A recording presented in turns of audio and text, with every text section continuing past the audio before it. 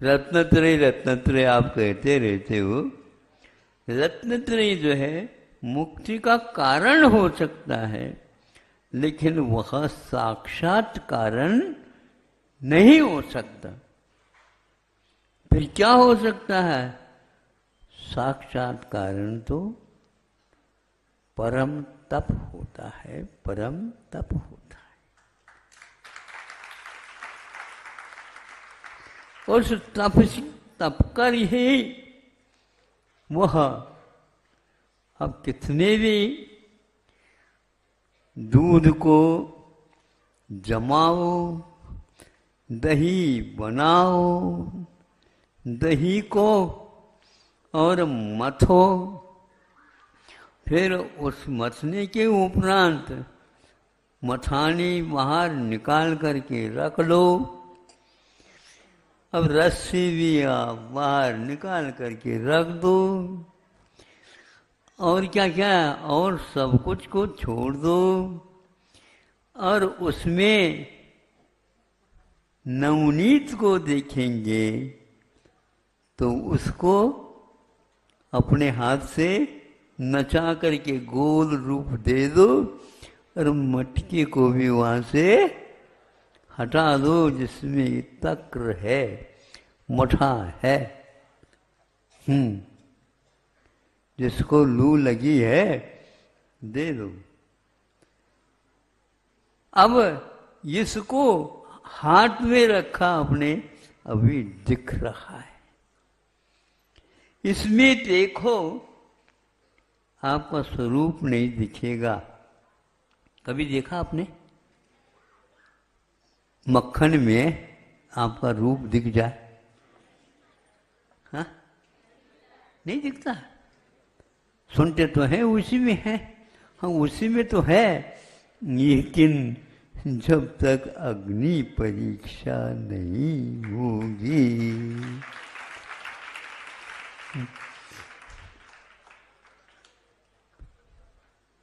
अग्नि परीक्षा क्या है? चांदी सी राख है, मूक मटी कहती है, ऐसा हमने सुना था।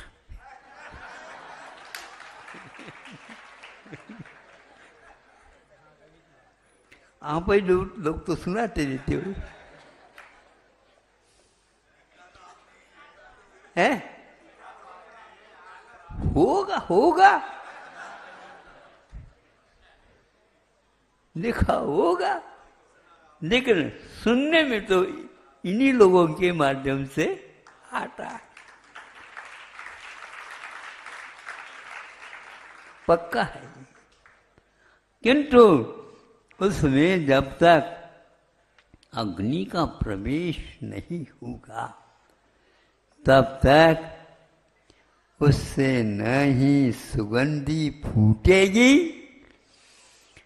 और आपका प्रतिबिंब उसमें नहीं दिखेगा। घी का भी अंतरंग झलक रहा होता है उस होने में, और आप झुक करके देख लो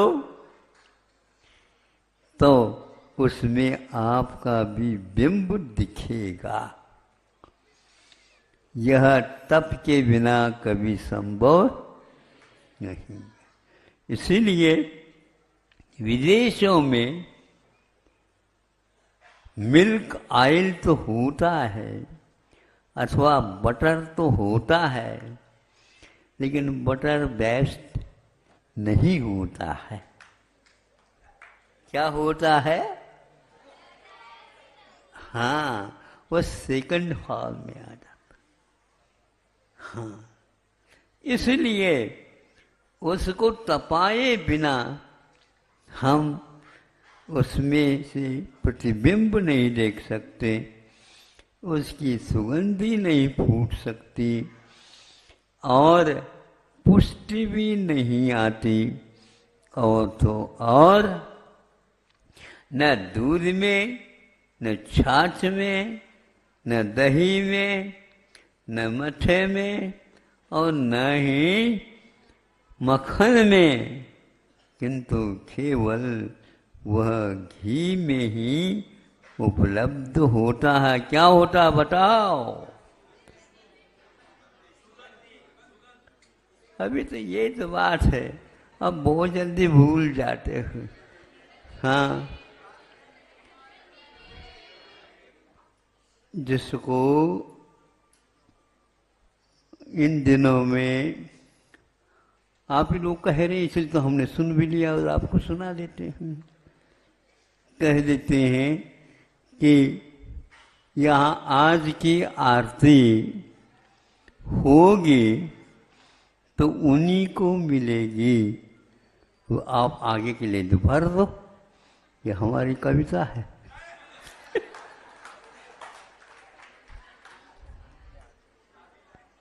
हाँ,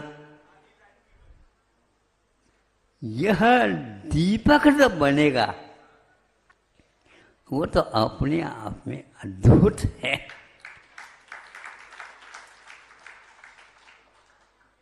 उस दीपक की लौ की ओर देखो, ऊर्ध्वगमन चालू हो गया है। यह कैसा आया? ये सब कुछ उसी में था। यह निर्जरा तत्व के बाद मोक्ष तत्व का क्रम आता है। वह एक देश निर्जरा भी हो तो भी नहीं हो सकता, पूर्ण देश होना चाहिए। उसमें जिसमें तपाया गया है उसमें से कुछ और भी निकलता है, जिसको आप लोग खरौंच क्या बोलते हैं?